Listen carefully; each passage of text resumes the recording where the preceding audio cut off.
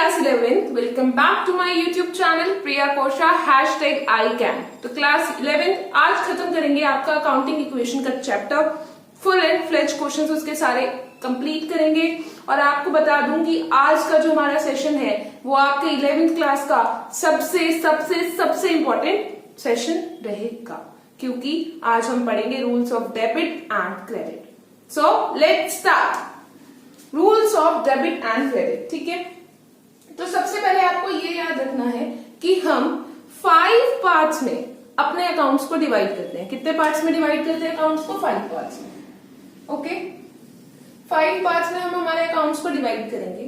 अब हम कौन कौन से तरीके के अकाउंट्स बनाएंगे ये हमें फिंगर्स पे याद करना है, तो ज्यादा आज मैं लिखूंगी नहीं, हम इसको याद करने की तरफ ज्यादा ध्यान देंगे। तो 5 अकाउंट्स कौन कौन से होंगे बेटा हमारे? सबसे पहले हमारा होगा एसेट्स अकाउंट। एसेट्स मतलब क्या होता है बच्चों? Assets means the things which are useful to do the business, मतलब ऐसी चीजें जिसकी मदद से हम हमारा बिजनेस कैरी ऑन करते हैं उसको हम हमारे एसेट्स कहते हैं। दूसरा क्या हो गया?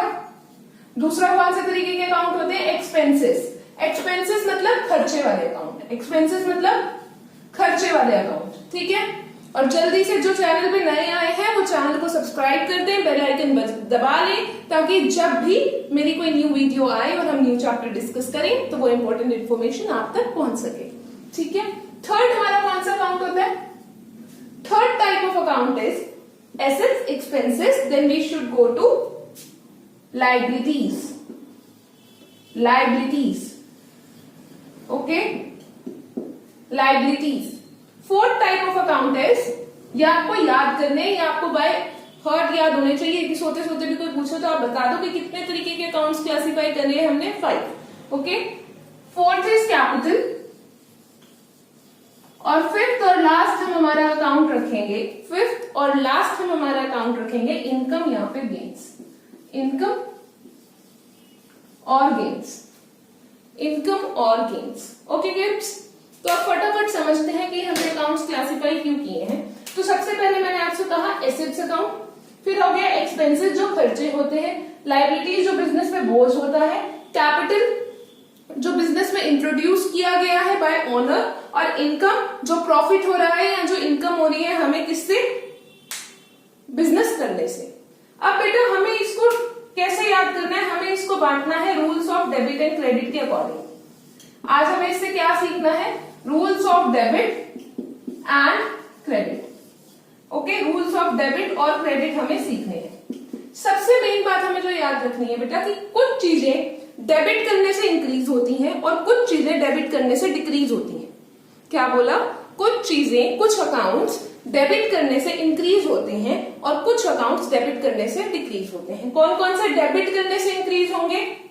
एसेट्स और एक्सपेंसेस को अगर आप डेबिट करोगे तो मतलब आप इन्हें बढ़ा रहे हो, ठीक है। और लायबिलिटीज, कैपिटल और इनकम, इन सबको डेबिट करेंगे तो मतलब हम इन्हें कम कर रहे हैं, we are reducing them. Okay, इतनी बात समझ आई कि अगर कुछ अकाउंट्स को डेबिट करते हैं तो इसका मतलब उसको इंक्रीज करते हैं, और कुछ अकाउंट्स को अगर क्रेडिट करते हैं तो इसका मतलब उनको इंक्रीज करते हैं, और डेबिट करने पे क्या कर देंगे? डिक्रीज, ठीक है। तो इनका इंक्रीज रेट क्या होगा? क्रेडिट। इनको इंक्रीज करने के लिए क्या करना पड़ जाएगा? क्रेडिट। अपोजिट है, और इनको कम करने के लिए क्या करना पड़ जाएगा? क्रेडिट, ठीक है बेटा। इतनी बात समझ आई? क्या बोला मैंने? फिर से रिवाइज करो। 5 types of account, assets, expenses, liabilities, capital, income. Assets और एक्सपेंसेस को अगर हमें इंक्रीज करना है so we will do debit, और लायबिलिटीज, कैपिटल और इनकम को अगर हमें इंक्रीज करना है so we will do credit. Okay, और उल्टा हो जाएगा, रिवर्स। अगर इन दोनों को कम करना होगा, एसेट्स और एक्सपेंसेस को, तो हमें क्या करना पड़ेगा? क्रेडिट। और अगर लायबिलिटीज, इनकम और कैपिटल को कम करना पड़ेगा तो हमें क्या करना पड़ेगा? डेबिट। जैसे कि मान लो बिजनेस में एक नया एसेट आया, बिजनेस में एक नया एसेट आया, मैंने मशीनरी खरीदी, तो इसको मैं क्या कैसे लिखूंगी? मैं कैसे इसकी जर्नल एंट्री बनाऊंगी? तो मैं मशीनरी को तो करूंगी डेबिट। क्यों? क्योंकि मशीनरी मेरा होगा एसेट, तो मशीनरी अकाउंट मेरा क्या होगा? डेबिट। और जो दूसरा मेरा एसेट चला गया होगा, क्या गया होगा? कैश। अकाउंटिंग इक्वेशन में हमने समझा है ये बात। तो मेरा जो कैश है वो क्या हो जाएगा बेटा? To cash. ये जर्नल एंट्री ऐसे लिखते हैं। जो अकाउंट डेबिट होता है वो ऊपर आ जाता है और जो क्रेडिट होता है वो 2 करके नीचे आ जाता है। तो कैश दूसरा एसेट था वो चला गया, तो वो मैंने क्या कर दिया, वो मैंने कर दिया कम। आई होप सो इतना आपको समझ आ गया होगा। अब फटाफट समझते हैं टी शेप अकाउंट कैसे बनाते हैं। तो ये है मेरा टी शेप अकाउंट का फॉर्मेट। बेटा जब हम जर्नल एंट्री बना लेते हैं उसके बाद हम हमारी सारी जर्नल एंट्रीज को पोस्ट करते हैं लेजर में। तो लेजर में हमें ऐसे ही टी शेप अकाउंट बनाने होते हैं। फटाफट इनके फॉर्मेट समझेंगे क्योंकि इन पे कुछ बेस्ड हमें क्वेश्चंस क्या करने हैं, अकाउंटिंग इक्वेशन में सॉल्व करने हैं। तो सबसे पहले 2 साइड्स होंगी आपके अकाउंट की, डेबिट साइड और क्रेडिट साइड। ठीक है, अब आपको बहुत दिमाग लगाना है कि जो आपके 5 तरीके के अकाउंट्स हैं, अब आपसे वो बोलेगा कि मैंने एसेट खरीदा, तो ऑफ कोर्स सी बात है हम किस साइड लिखेंगे, डेबिट साइड, क्योंकि एसेट को बढ़ाना है तो डेबिट साइड। और एसेट अगर वो बेच देगा तो क्या करना है, कम करना है, तो कम कैसे करेंगे, क्रेडिट साइड। जैसे आपको मैथ्स में सिखाते हैं ना कि अगर आपको कोई चीज बढ़ानी है तो आप उसको ऐड कर दो, कम करनी है तो सब्ट्रैक्ट कर दो। सिमिलरली हम आपको अकाउंट्स में समझा रहे हैं क्या कि 5 अकाउंट्स, 2 अकाउंट्स को बढ़ाना है, एसेट्स और एक्सपेंसेस को तो डेबिट कर दो, और अगर उन दोनों को कम करना है तो क्रेडिट कर दो, और जो रिमेनिंग 3 बचे हैं उनको बढ़ाना है तो क्रेडिट करो, और अगर उनको कम करना है तो डेबिट। अब सेम ये अकाउंट में हो गया। अगर यहाँ पे आपको आपका एसेट इंक्रीज करना है तो आप किस साइड लिखोगे, इंक्रीज आएगा इस साइड और डिक्रीज आएगा इस साइड। एसेट के बारे में बोला मैंने क्योंकि मैंने अपना एसेट अकाउंट ऊपर बनाया है। तो ये मेरा होता है टी शेप अकाउंट। इसकी लेफ्ट हैंड साइड पे हमेशा डेबिट रहेगी, राइट हैंड साइड पे हमेशा क्रेडिट रहेगा। 2 पार्ट्स में ये डिवाइड होगा। ऊपर आ गया पर्टिकुलर्स रुपीज, पर्टिकुलर्स और रुपीज। तो टी शेप अकाउंट का फॉर्मेट आपको समझ आ गया होगा। अब फटाफट अपनी बुक के क्वेश्चन हम सॉल्व करना शुरू कर देते हैं। Okay, let's start. क्वेश्चन आपको आपकी स्क्रीन पे अभी तक दिख गया होगा। एक बार क्वेश्चन मैं आपके साथ डिस्कस कर लेती हूँ। Question is, on which side the increase in the following accounts will be recorded? Also mention the nature of the account. कि अगर इंक्रीज हो रहा है तो अकाउंट की किस साइड हम उसे रिकॉर्ड करेंगे, और आपको उस अकाउंट का नेचर भी मेंशन करना है। तो सबसे पहला हमारा वर्ड आया फर्नीचर। फर्नीचर, अब आप लोग मुझे बताओ कि फर्नीचर किस तरीके का अकाउंट होगा। फर्नीचर किस तरीके का अकाउंट होगा। फर्नीचर हमारा क्या होता है बेटा, एसेट होता है। फर्नीचर, जब तक आप फर्नीचर के अंदर ही डीलिंग्स ना कर रहे हो, आपकी फर्म ऐसा ही नहीं काम करती हो जिसमें वो फर्नीचर बना के बेच रही हो, तब तक फर्नीचर हमारा रहेगा एसेट। तो मैं ए लिख रही हूं बस, ठीक है, आप लोग हमेशा पूरा लिखोगे। और अगर मुझे इसको इंक्रीज करना होगा तो मैं किस साइड लिखूंगी, डेबिट साइड। अभी मैंने आपको बताया कि एसेट का नेचर होता है डेबिट। सेकंड हमारा है रेंट पेड। पे कर रहा है किसी चीज को, अगर रेंट को पे कर रहा है तो इट विल बी योर खर्चा, और खर्चे को क्या बोलते हैं अकाउंट्स लैंग्वेज में, एक्सपेंस। खर्चा है एक्सपेंस। अब रेंट भी इंक्रीज हो रही है ना, इंक्रीज करना है आपको, तो इंक्रीज करने के लिए आप इसको क्या करोगे, डेबिट। ठीक है, डेबिट की हम हमेशा एब्रिवेटेड फॉर्म लिखेंगे। आगे है कमीशन रिसीव्ड। अब आपको कोई चीज मिल गई, पहले आप पे कर रहे थे, अब आपको मिल गई, तो कमीशन रिसीव्ड क्या हो जाएगा, कमीशन रिसीव्ड। कमीशन रिसीव्ड आपकी हो जाएगी इनकम। क्यों, क्योंकि वो पैसा हमें मिल रहा है, आय, इनकम। और इनकम को इंक्रीज करना है तो हमें क्या करना पड़ेगा, क्रेडिट। इनकम को इंक्रीज करना है तो हमें क्या करना पड़ेगा, क्रेडिट। आगे है सैलरी पेड। तो सैलरी पेड आपका फिर से एक्सपेंस हो गया, इसको इंक्रीज करने के लिए आप डेबिट करोगे। Then it is proprietor's account. Proprietor word को हमेशा याद रखो कि क्या बोलते हैं, ओनर। ठीक है ना, प्रोप्राइटर वर्ड से कंफ्यूज मत होना, इसको हम किसका अकाउंट बोलते हैं, ओनर का। तो ओनर्स अकाउंट मतलब क्या हो गया, कैपिटल। कैपिटल को भी इंक्रीज करना है तो किस साइड लिखेंगे, क्रेडिट। आगे है डेटर। डेटर क्या होता है, डेटर क्या होता है हमारा, डेटर होता है बेटा हमारा asset. Debtor is an asset for the firm, क्योंकि उससे हमें पैसे मिलने वाले होते हैं। तो अगर वो एसेट है हमारा तो क्या होगा, डेबिट साइड इंक्रीज करना है, डेबिट साइड। और क्रेडिटर क्या होता है, लायबिलिटी, तो उसको इंक्रीज करना है तो क्रेडिट साइड। ठीक है, ये क्वेश्चन समझ आ गया। ओरली ये क्वेश्चन करना ठीक है क्योंकि इसमें बस हमें डिस्कस करना है।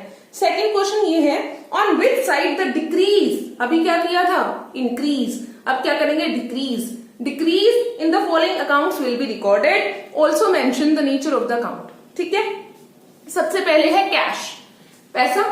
तो पैसा आपके बिजनेस का क्या होता है? एसेट, क्योंकि उसको यूज करके हम आगे काम करते हैं। अब आपको पिछले क्वेश्चन में इंक्रीज करना था, इस क्वेश्चन में डिक्रीज करना है। तो याद करो कि एसेट का बैलेंस क्या होता है? डेबिट होता है। डेबिट करके इंक्रीज होता है, डिक्रीज करने के लिए क्या कर देंगे? क्रेडिट। ठीक है। अगला है बैंक ओवरड्राफ्ट। बैंक ओवरड्राफ्ट क्या होता है? बैंक ओवरड्राफ्ट मतलब होता है बेटा, जो बिजनेस के अकाउंट्स होते हैं ना, जैसे बड़े बड़े बिजनेसमैन हैं, तो वो क्या करते हैं? करंट अकाउंट ओपन करते हैं बिजनेस के अंदर, करंट अकाउंट बैंक के अंदर, सॉरी। तो जब वो करंट अकाउंट बैंक के अंदर ओपन करते हैं तो बैंक उनको एक ऑप्शन देता है कि जितने आपके बैंक के अंदर पैसे हैं उससे ज्यादा पैसा आप अपने बैंक से विड्रॉ कर सकते हो। ठीक है। तो एक तरीके का लोन का ऑप्शन हो गया। तो जब आप बैंक को ओवरड्रॉ कर लेते हो तो उसी को हम बोलते हैं बैंक ओवरड्राफ्ट। ये बिजनेसमैन के पास ऑप्शन होता है, उनके करंट अकाउंट में बैंक देता है उनको।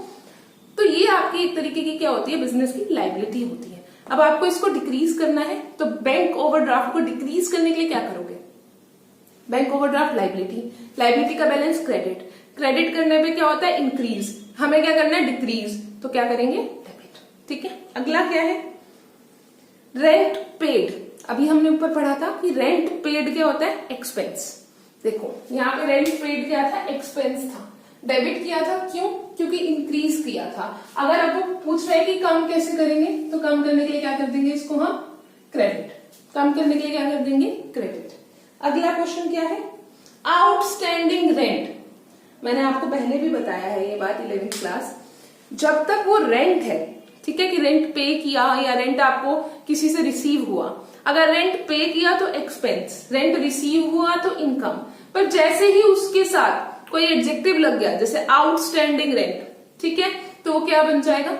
अगर आउटस्टैंडिंग रेंट है तो हमारी बनेगी वो लायबिलिटी, क्योंकि रेंट हम एक एक्सपेंस का नेचर मान के चलते हैं और वो आउटस्टैंडिंग है, अभी तक आपने पे नहीं की, आपको पे कर देनी चाहिए थी, so it is your liability. Liability बनी है, कम करनी है, तो क्या करोगे? Debit. Outstanding rent will be debit. Then it is prepaid, पहले पे कर दिया। क्या? इंश्योरेंस। इंश्योरेंस पे करना था, पहले पे कर दिया, तो ये क्या हो जाएगा? एसेट।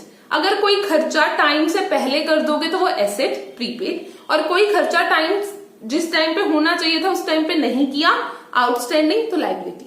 अब प्रीपेड इंश्योरेंस क्या हो गया? Asset.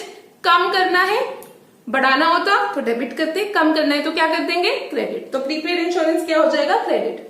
Next is Manoj, proprietor of the business. Manoj proprietor मतलब ओनर है बिजनेस का। अब आपको कम करना है, कैपिटल को कम कैसे करते हैं? बढ़ानी होती तो क्रेडिट कर देते, कम करनी है तो डेबिट। तो मनोज की कैपिटल हम क्या कर देंगे? डेबिट। आई होप सो आपको ये समझ आ गया होगा। अब अगले तरीके के क्वेश्चन करते हैं जिसमें हमें टी शेप अकाउंट में इनको अलॉट करना है कि कौन सी चीज कहां पे जाएगी। Okay, question will be on your screen now. तो क्वेश्चन है बेटा, open R T shape account for machinery and right the following on the proper side. कि एक टी शेप अकाउंट बनाओ मशीनरी का और जितनी भी आपको ट्रांजेक्शन्स दी हैं उनको प्रॉपर साइड पर रिकॉर्ड करो। ठीक है। तो पहले हमने अकाउंट बना लिया, अकाउंट का फॉर्मेट मैंने आपको बता दिया। Left hand side debit, right hand side credit, machinery account, जिस भी चीज का अकाउंट है उसका नाम ऊपर, यहाँ पे हम लिख लेते हैं पर्टिकुलर्स, पूरा लिखना आप लोग, रुपीज, पर्टिकुलर्स, रुपीज। ठीक है। चलो अब पढ़ो पहली transaction, machinery purchase 5 lakh. Machinery increase हो रही है। ठीक है। मशीनरी क्या हो रही है? इंक्रीज हो रही है। तो किस साइड जाएगा? डेबिट साइड या क्रेडिट साइड? मशीनरी क्या है? एसेट है, एसेट बढ़ रहा है। 5 चीजें, asset, expense, income, liability, capital. 5 चीजों में से 2 का बैलेंस डेबिट। ठीक है। मशीनरी खरीद रहे हैं, बढ़ रहा है, किस साइड आएगा? Debit side. वेरी गुड, ये तो हमने कर लिया करेक्ट। अब किस नाम से आएगा? जो दूसरी ट्रांजेक्शन इफेक्ट होगी मशीनरी की वजह से। कभी भी याद रखना, जरूर याद रखना, कभी भी जिस नाम का अकाउंट है वो नाम नीचे उसी अकाउंट में नहीं दिखेगा, एंट्री गलत हो जाएगी। जैसे मशीनरी है, अगर मशीनरी अकाउंट के डेबिट साइड में मैंने कुछ लिखा है, ठीक है, ध्यान से समझना है बात, कि अगर मैंने मशीनरी अकाउंट के डेबिट साइड कुछ लिखा है तो क्रेडिट में कोई और एंट्री रही होगी, टू कैश रहा होगा। ठीक है, कि मशीनरी आगे कैश चला गया, या फिर मशीनरी बेच दी तो क्या एंट्री रही होगी? कैश आ गया, मशीनरी चली गई, कैश आ गया, मशीनरी चली गई। क्या कभी ऐसा हो सकता है कि मैं मशीनरी बढ़ा भी दूं और मैं मशीनरी कम भी कर दूं? ऐसी एंट्री नहीं बना सकती मैं, है ना? तो वो एंट्री मेरी गलत होगी अगर ऐसी कोई मैं एंट्री कर दूंगी। तो सिमिलरली अगर मैं एक जिस नाम का अकाउंट है उसी नाम की जनरल एंट्री नीचे कर दूंगी, मतलब उसी नाम का एंट्री बना दूंगी, तो वो मेरा मतलब मैंने एंट्री गलत की है। तो मेरा पहला था कि परचेज मशीनरी फॉर ₹5 लाख, तो मुझे इतना पढ़ना है कि मुझे डेबिट साइड लिखना है, पर किस नाम से लिखना है और क्या कैसे लिखूं? जब डेबिट साइड लिखते हैं तो लिखते हैं टू और यहां लिखेंगे कैश अकाउंट, अमाउंट आ जाएगी 5 लाख। जब क्रेडिट साइड लिखते हैं तो लिखते हैं बाय, जब डेबिट साइड लिखते हैं तो लिखते हैं टू। आगे क्या है? मशीनरी सोल्ड, अब मशीनरी बेची है तो कैश आया होगा, मशीनरी बेची है तो कैश आया होगा, तो एंट्री क्या बनेगी? Cash account debit to machinery. और मशीनरी कम करनी है तो किस साइड जाएगा? Credit side. किस नाम से? By cash, by cash 1,20,000, 1,20,000। Next क्या है? मशीनरी डिस्कार्डेड, मशीनरी आपने क्या कर दी? डिस्कार्ड कर दी। कितने से? या तो आप बाय स्क्रैप से एंट्री कर सकते हो या फिर किससे कर सकते हैं? Bye machinery discarded. तो यहां पे हम डालेंगे बाय मशीन डिस्कार्डेड। ठीक है बेटा, पूरा लिख लेना आप लोग, मैंने शॉर्ट फॉर्म लिख दी है। कितने से? 150,000 से। अब ये मैं क्रेडिट साइड क्यों लिख रही हूँ बेटा? दोबारा एक बार रिवाइज कर लो। एसेट है, बढ़ाएंगे डेबिट साइड, कम करेंगे क्रेडिट साइड। डिस्कार्ड कर देना मतलब खत्म कर देना, फेंक देना, बिजनेस से निकाल देना। तो जब बिजनेस से निकाल देते हैं तो उसको बोलते हैं डिस्कार्ड करना। ठीक है, तो कम करना मतलब। फिर न्यू मशीन परचेज कर ली, तो जब न्यू मशीन परचेज कर ली तो फिर से बिजनेस से कैश चला जाएगा। तो जब कैश चला जाएगा तो कितने का गया? 2 लाख का। 2 लाख से नई मशीनरी परचेज की। और नेक्स्ट इज मशीनरी डिस्ट्रॉयड, सो यहां पे आ जाएगा bye machinery destroyed, bye machinery destroyed. ठीक है, तो मशीनरी डिस्ट्रॉयड कितने से हो गई? 40,000 से। तो उससे भी हमारा अकाउंट क्या हो जाएगा? मशीनरी का कम। तो हमें क्या समझ आया? मशीनरी को बढ़ाना है तो डेबिट साइड लिखेंगे, मशीनरी को कम करना है तो क्रेडिट साइड लिखेंगे। कभी भी सेम नाम नीचे नहीं दिखेगा। ठीक है, अगला अकाउंट कौन सा बनाना है? अब आपको नेक्स्ट अकाउंट बनाना है प्रोप्राइटर्स कैपिटल अकाउंट। तो फटाफट बनाना शुरू करते हैं। ठीक है, क्वेश्चन अब आपको आपकी स्क्रीन पे दिख जाएगा, जल्दी से बनाते हैं। और इस क्वेश्चन के साथ हमारा अकाउंटिंग इक्वेशन का चैप्टर पूरा हो जाएगा। फटाफट आप भी अपनी नोटबुक खोलो, बनाओ कैपिटल अकाउंट का फॉर्मेट। मैं एक रफ फॉर्मेट बना रही हूं। ठीक है, अब कैपिटल अकाउंट बनाएंगे तो ये बताओ कि कैपिटल का बैलेंस क्या है? क्रेडिट बैलेंस है। कैपिटल का बैलेंस क्रेडिट है बच्चों, तो इसका मतलब उसको बढ़ाना है तो क्रेडिट साइड और कम करना है तो डेबिट साइड। अभी फर्नीचर वाले में क्या किया था या मशीनरी वाले में क्या किया था? बढ़ाएंगे तो डेबिट, कम करेंगे तो क्रेडिट। इसमें उल्टा हो जाएगा, बढ़ाना है तो क्रेडिट और कम करना है तो डेबिट। ठीक है, शुरू करते क्वेश्चन से। वही डालो, पर्टिकुलर्स रुपीस, पर्टिकुलर्स रुपीस, नाम ऊपर कैपिटल अकाउंट, नाम आ गया ऊपर कैपिटल अकाउंट। अब बस पोस्टिंग करनी है आपको। स्टार्टेड बिजनेस विद ₹45,000, बढ़ाना है तो बाय कैश। इससे उसने अपना बिजनेस शुरू कर लिया, बाय कैश अकाउंट। ठीक है, शुरू कर लिया बिजनेस कितने से? 45,000 से। तो हमारी कैपिटल बढ़ जाएगी, यहां क्रेडिट लिखेंगे, यहां डेबिट लिखेंगे। ठीक है, next entry is withdrew from business for personal use, मतलब 10,000 की उसने ड्रॉइंग्स की हैं, पैसे में ही मान लेंगे हम, तो यहाँ पे टू कैश लिख देंगे। कैपिटल कम करनी है तो डेबिट साइड, बढ़ानी है तो क्रेडिट साइड। ड्रॉइंग्स कर रहे हैं, कैपिटल कम होगी कितने से? 10,000 से। ठीक है, next is further capital introduce, तो पैसे में ही लाएगा तो बाय कैश। जब तक कुछ नहीं बता रहा कि कैसे आया है, हम क्या मानेंगे? कैश में आया है, बाय कैश। कितना? 55,000। अब इनकम टैक्स पे कर दिया। बेटा जब हम अपने इनकम पे टैक्स पे करते हैं ना, तो वो क्या होता है? एक तरीके से वो भी एक तरीके से हमारी ड्रॉइंग्स ही होती हैं। तो ये भी जाएगा टू कैश नाम से, टू कैश अकाउंट। कितने की है इसने पे? 5,000 का। Last is profit for the year 30,000, तो यहाँ पे क्या आ जाएगा, बाय P&L अकाउंट। प्रॉफिट हुआ है ना, प्रॉफिट हुआ है तो इसका मतलब उसकी कैपिटल बड़ी होगी। प्रॉफिट किसका होता है, प्रॉफिट ओनर का होता है। प्रॉफिट किसको दोगे, ओनर को दोगे। दोगे कैसे, कैपिटल इंक्रीज करके। कैपिटल इंक्रीज कैसे करोगे, क्रेडिट करके। दोबारा, प्रॉफिट किसका होता है, ओनर का होता है। कैसे देंगे, कैपिटल में देंगे। कैपिटल को देना है तो बढ़ाना पड़ेगा, बढ़ाना है तो क्रेडिट। तो प्रॉफिट बाय P&L अकाउंट, जो प्रॉफिट एंड लॉस अकाउंट से जहां से बैलेंस आया होगा 30,000 का। अब फटाफट सीखेंगे अकाउंट को क्लोज करना। क्या करना सीखेंगे, क्लोज। ठीक है, तो यहाँ पे हमारा अकाउंटिंग इक्वेशन का चैप्टर हो जाएगा कंप्लीट।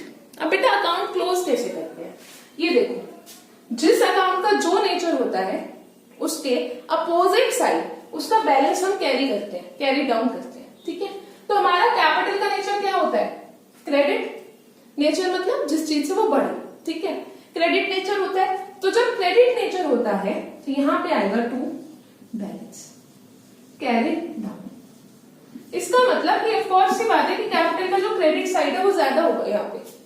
कैपिटल का जो क्रेडिट साइड है वो ज्यादा होगा यहाँ पे, डेबिट साइड कम होगा। तो जो पैसा बच जाएगा वो अगले साल कैपिटल में जाएगा। तो वो किस साइड लिखेंगे हम, डेबिट साइड। क्यों, क्योंकि हमें हमारा अकाउंट्स में दोनों साइड, डेबिट साइड और क्रेडिट साइड क्या करनी होती है, मैच। तो करो 45,000, 55,000 और 30,000 को टोटल कर लो। 0 0 0 5 5 10। आगे करो, सारे बच्चों बताना, ठीक है, कमेंट सेक्शन में कि समझ आया कि नहीं। और जो समझ नहीं आता है पार्ट उसको कमेंट सेक्शन में लिख दिया करो, और चैनल भी सब्सक्राइब कर लेना याद से। ठीक है, 4 5 9 9 3 13 1 कैरी देके। ठीक है, तो 1,30,000 का हमारा जो अकाउंट है वो बैलेंस होना चाहिए। यहाँ पे कितना आ गया, 15,000। तो क्या करेंगे, क्रेडिट साइड के टोटल वे से 15,000 माइनस कर लो। जब 15,000 माइनस किया तो बैलेंस बचा 1,15,000 का, तो वो हो जाएगा आपका बैलेंस कैरी डाउन। और यहाँ पे आपका क्या हो जाएगा, अकाउंट मैच। और अगर आपको यही अकाउंट अब अगले साल शुरू करना है तो आप इस बैलेंस कैरी डाउन को दूसरी साइड बैलेंस ब्रॉट डाउन के नाम से ले आओगे, और फिर से वो किस साइड से शुरू हो जाएगा, क्रेडिट साइड से शुरू हो जाएगा। क्यों, क्योंकि कैपिटल का नेचर क्या होता है, क्रेडिट। और इतना पैसा आपका बच गया है साल के एंड में, तो जब नए साल की शुरुआत करोगे तो यहीं से, इसी पैसे से शुरुआत हो जाएगी। आई होप सो आपको समझ आ गया होगा। सारे बच्चे ये अकाउंट बना के देखो, ये बहुत जरूरी है, बहुत इंपॉर्टेंट टॉपिक है ये 11th क्लास का। मेरे हिसाब से ये मोस्ट इंपॉर्टेंट टॉपिक है, क्योंकि अगर 5 चीजों का बैलेंस समझ नहीं आया, जैसे मैथ्स में प्लस माइनस समझ नहीं आया तो आप मैथ्स नहीं कर सकते, ऐसे अकाउंट्स में ये 5 चीजें समझ नहीं आई तो अकाउंट्स नहीं कर सकते। होप सो आपको समझ आ गया होगा। तब तक पढ़ते रहो, खूब मेहनत करो, खूब अपना ध्यान रखो। Bye bye everyone, take care, see you in the next class.